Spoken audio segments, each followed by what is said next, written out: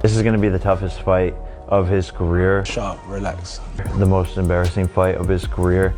Chair across your face. Yeah, I think he's about to cry. Boxing world is absolutely exploding right now, and Anthony Joshua is standing at the center of the storm as legends, analysts, and former champions are calling him out for accepting what many believe is the easiest and most unnecessary fight of his entire career. The moment the Jake Paul versus Anthony Joshua matchup became official, the entire community split in half, with some fans calling Joshua a disgrace to the sport and others defending him with everything they have as the debate grows louder every single day. Who did Terrence Crawford fight his 11th fight? I don't know. Who did Arthur Beterbiev fight? Jake Paul has found a way to make himself the cash cow early in his career to where we shouldn't care. Jake Paul has become the fighter right now that everybody wants to fight because right now he is the cash cow. He made $40 million just off of Netflix. He has found a way to do something with his following, get under people's skin to make people care about these fights. What advice would you give to somebody like AJ? That he has a lot of talent and not to get discouraged. He only loses when he quits. When you quit, all the doors of opportunities close. You know what I mean? You just got to be, you have to be game. And then don't get discouraged if you lose. Listen, you just lost. You may have got $30 million. You should give Usyk a kiss and say, can we do this again? Don't let this internalize you. Oh, I can't fight now. This white boy kicked my ass. People are laughing at me. No, he kicked my ass for $50 million or $30 million. I hope he kicks my ass again. But this time it might not work out that way. I'm gonna kick his ass. I just think the more time you lay off, the worse you get. You have to fight to be the best. You have to do it more and more and more. What do you say to the people who say Anthony is ruining his legacy just by taking this fight? Fans don't respect what he's done in the sport already. He's an Olympic gold medalist, two-time unified heavyweight champion of the world. I sort of sympathize with him because I feel like if he doesn't beat him quicker than he beat Francis, people are just going to write it off. I'll ask you bluntly, have there been any discussions about there's an agreement, there's a secret contract? Have any of those discussions happened regarding this fight? It's an 8-round professional fight. AJ wouldn't have taken it if that was the stance it had to be, if it was an exhibition, if it was you've got to hold him up for 8 rounds. It wouldn't suit Anthony Joshua. Anthony Joshua is going in there to knock out Jake Paul. But if I can beat Jake Paul, then excuse my French, what the fuck is Anthony Joshua going to do to Jake Paul? I think my dad said that AJ could beat him with his prick, and I completely will back that up. Even if AJ had a broken arm in there, it still wouldn't go past a minute. To be quite honest with you, and as a safety aspect, there's no way that fight can go ahead. At the end of the day, my God, how good does it make me look? He gets beat by Jake Paul. Well, that automatically makes me 2-time heavyweight champion of the world, doesn't it? There's no proper way. I've got to laugh about it. How are we even talking about this? He got his nut boxed off by me a little over 2 years ago, and now all of a sudden he's talking about fighting Anthony Joshua. It's like, come on. Like, you can't be serious. He can't beat me. I'm not Anthony Joshua, am I? So it's just ludicrous. It really is. Loudest voices in the room are boxing purist critics, and even icons like Floyd Mayweather, who believe Joshua should never have agreed to this matchup because they argue that a 2-time heavyweight world champion should not be stepping into the ring with a YouTuber who has nowhere near the resume, the legacy, or the pedigree to earn a fight of this magnitude, and they insist Joshua should be chasing the likes of Tyson Fury, Deontay Wilder, Guile Lejeune, or even Joe Joyce fighters who actually pose. A legitimate threat fighters who belong in this conversation, fighters who have spent decades preparing for a moment like this. And the idea that Joshua is instead fighting Jake Paul has been described as embarrassing, legacy damaging, and outright humiliating for the heavyweight division. But then you have the other side of the argument. And it is far more layered than people want to admit, because the truth is Anthony Joshua is at a point in his career where business matters just as much as legacy.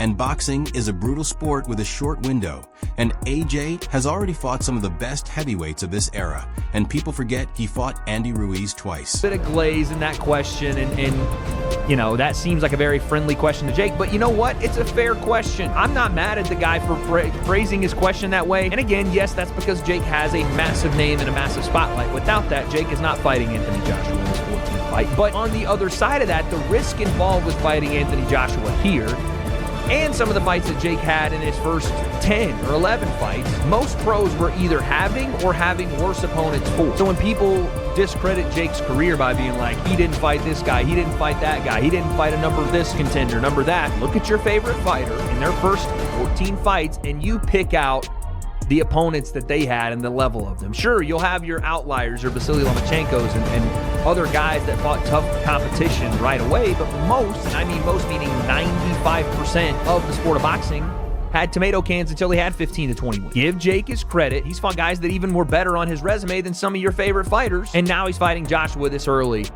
That deserves the credit that I know and the acknowledgement that I know Jake is looking. And it's a lose-lose for Anthony Joshua. However, given all of that, both men are going to make $92 million each. So forget my opinion. Who gives a damn when you can bank $92 million for having a little move around in a boxing ring? Fair play. You can't on that. However, let's talk about it. The reason I say that it's a lose-lose we'll start with Jake Paul first. The reason I say it's a win-win for Jake Paul is because, listen, if he wins, then he's beating a former heavyweight boxing world champion, certainly one of the best heavyweights of his generation, and of course, a man that is way bigger than Jake Paul. Of course, it's a win. And if he loses, it's still a win for Jake Paul because he had the balls. He was man enough. He was willing to test himself. He would prove everyone wrong, all his critics, like me. By the way, I'm not like out there on an island by myself. Everyone says the same. Alexander Usyk twice Vladimir Klitschko when he was still dangerous. And he has put his body through wars that would have ended the careers of half the division.